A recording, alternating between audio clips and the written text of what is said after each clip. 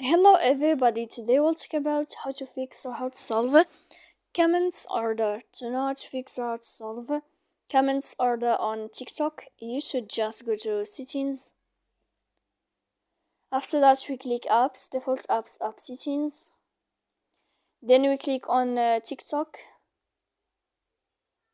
When you'll find this page of app info, we click on first stop and you will click OK. Then you will enter to storage. After that we click clear cache, and in the end you can turn off your Wi-Fi.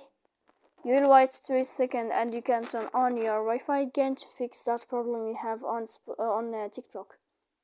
So please don't forget to support us by like and subscribe.